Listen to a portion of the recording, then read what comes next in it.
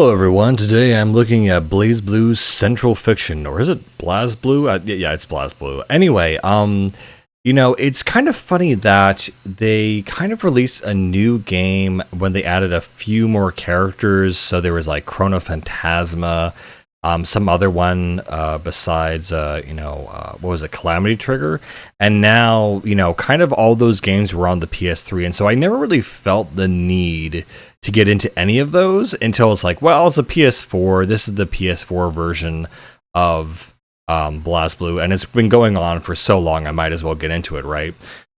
And so the game in question, it's been, I skipped all the other games, so now it's basically more or less the same game, the same movesets of all the old characters, but they just have the roster is more than doubled, and it feels like a really good way to come back to this series. The beautiful animations, having this game on, the next gen console feels really, really nice.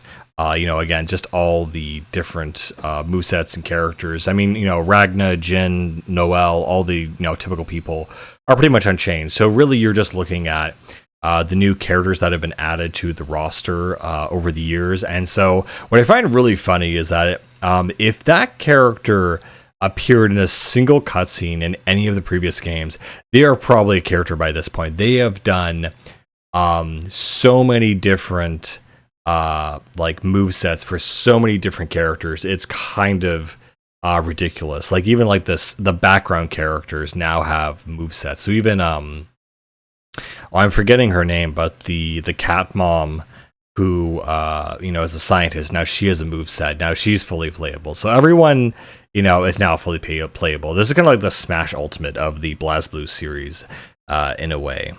And so when you do the arcade mode, I mean, every character has more or less the same kind of overarching story and struggles that they had in the last game. They kind of retread a lot of stuff.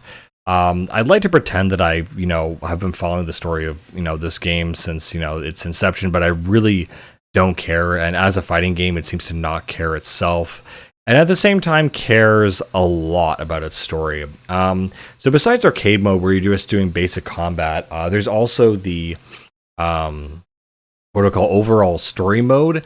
And it's kind of misleading because yes, there are fights, here and there, but like 80% of that thing is mostly a visual novel, basically, in which you are essentially just being subjected to a series of how would I say this, more and more convoluted shonen chuny anime style storyline, which really doesn't matter in the long run. And if I recall the bits and pieces from the story, it's something along the lines of that Noelle had herself cloned into a robot, and then that robot interfaced with the God creation engine, which actually some kind of machine that naturally occurs, which by interfacing with it, you can increase the probability of things happening in the game or in the reality as if it was a game and it was like a storyline thing. So something very just completely out there and abstract. And honestly, I really felt the story mode went on for way longer than it had to. I feel like you had one team like doing the gameplay and then one guy just writing this really long visual novel that's super convoluted and really doesn't matter in the end. But yeah, you have all your favorite returning characters. No one has been removed like other fighting games where you might lose someone from the roster. Everyone kind of comes back essentially.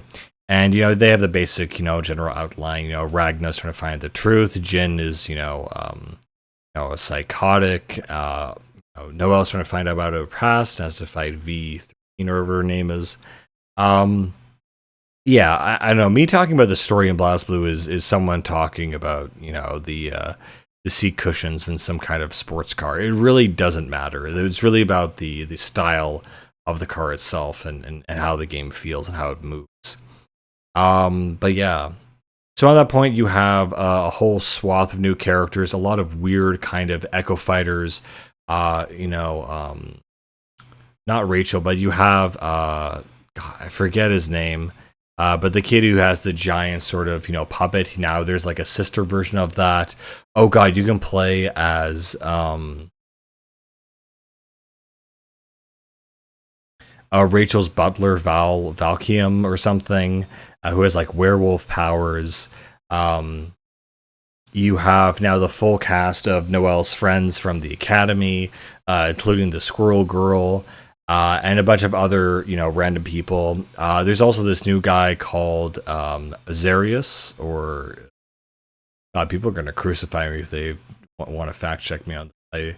I played this game a while ago, so I'm still trying to like recount everything. But his name was something like biblical. I'm pretty sure it's one of the angels in the Grigori who fell to earth in Genesis. And so he's like stupidly overpowered. He's one of these side antagonists that like every time I've gone up against him, I've always lost. Like there's been Hakumen and then this guy, and they're just movesets are just super stupidly overpowered. But yeah, it was really nice being reintroduced to BlazBlue on a new generation of console. Getting to experience the characters, the storyline, the same kind of vibe, essentially, and just getting acquainted with the whole, sort of combat system. You have your light punches, heavier punches, kind of, kick attacks, and then your power moves, essentially, which differ from character to character.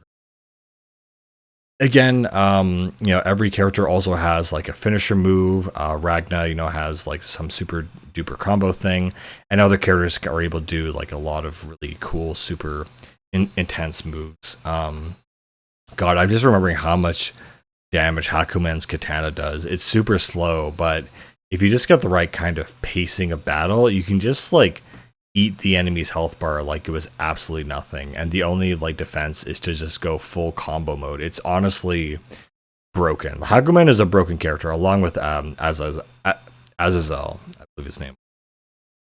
But yeah, there's some fun new characters. There's this one like little short guy who kind of is like a blue version of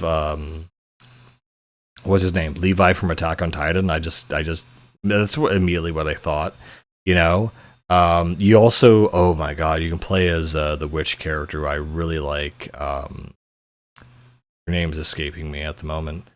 God, I really like her. I just, I like big hats.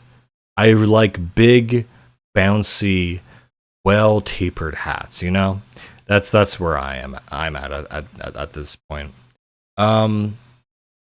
But yeah, not much else to say. I mean, if you're not a BlazBlue fan and you're wondering if you should get into this, the answer is yes, because the story does not matter. In fact, I would actually consider you skip the story. It's really not important. It's really not necessary to understand what's going on. You kind of have the general idea of these, the characters through their general rivalries, Jin and Ragna and all the other kind of characters.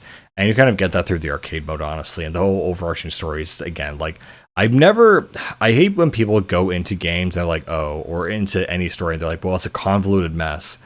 Don't bother with it. I always hate when people say that, because, like, oh, no, come on, there's got to be something of value there, even if it's bad. And the answer is that it's not bad, but it's not good either. It's just a lot of nonsense, frankly. And I think fighting games are better off kind of dealing with very broad, overreaching concepts rather than an in-depth story trying to tell something. At least in most cases, that's the way I've seen it play out. It never works out super duper. But yeah, again, BlazBlue is also known for its rocky music. That makes a huge return here. Again, you have double the roster, double the levels. That also means double the music. For someone who has skipped all the other PS3 versions of BlazBlue. But yeah, this is a fine point to get into this series and just, vibe with it and just kind of get immersed into the crazy anime fighting style game.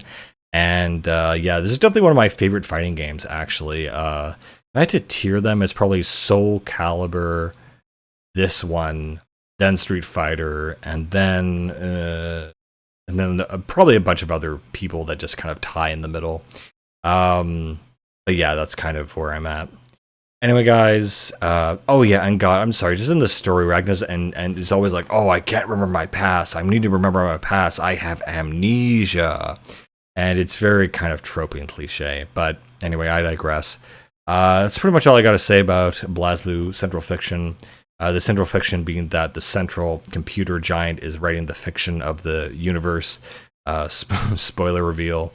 But yeah, go play it. It's a good game, and I wonder what we'll see in next gen for BlazBlue. Anyway, guys, bye.